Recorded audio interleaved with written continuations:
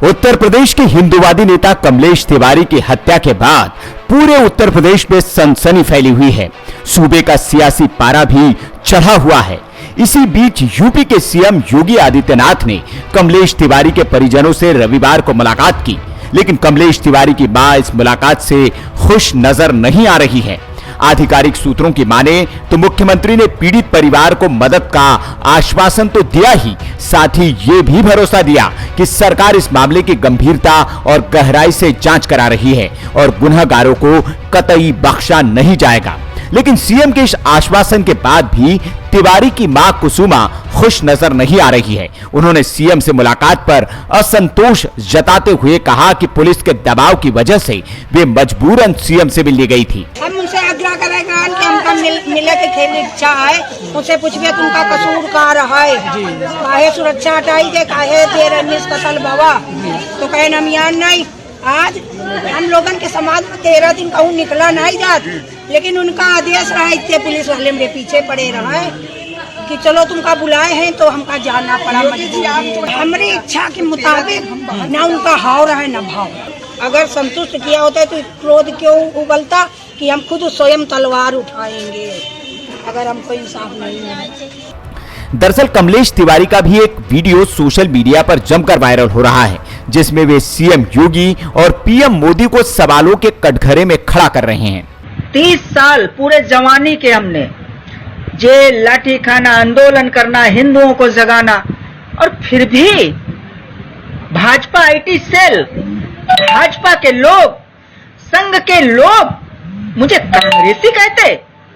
जिस कांग्रेस को हम मिटाने का मतलब गांधी के चरित्र, गांधी के अस्तित्व को मिटा दिया गोडसे मंदिर के रूप में और गोडसे की प्रतिमाएं, उस व्यक्ति के ऊपर जिसने 30 साल से लगातार केवल हिंदुओं के लिए लड़ाई लड़ी अपने सुखों को छोड़कर, उसे मात्र तुच्छ राजनीति के चलते कांग्रेसी कहा जाता है।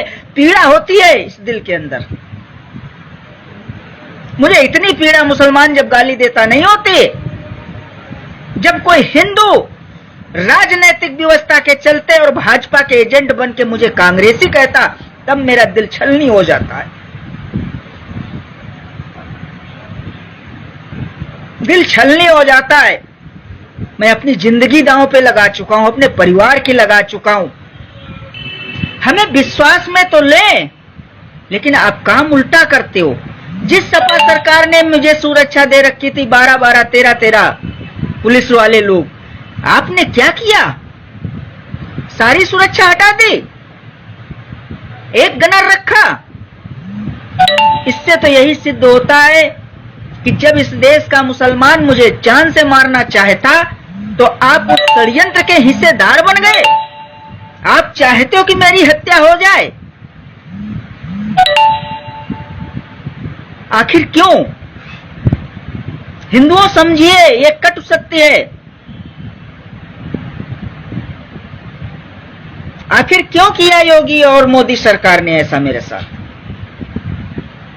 वो चाहते कि मेरी हत्या हो जाए, उनके खिलाफ बोलने वाला कोई मजबूत हिंदू नेता खत्म हो जाए। हिंदुत्व की तो सुना आपने, कमलेश तिवारी कह रहे हैं कि सपा की सरकार में उन्हें सुरक्षा मिली थी, उसे बीजेपी सरकार ने कम कर दिया है। तो क्या वे उनकी हत्या का इंतजार कर रहे हैं? और हुआ भी वही, कमलेश की हत्या हो गई। अब इस वीडियो के सामने आने के बाद यूपी की योगी सरकार बैकफुट पर दिखाई दे रही है और उसके पास कमलेश के और उसके परिवार के सवालों के कोई जवाब नहीं है। वीके न्यूज की रिपोर्ट।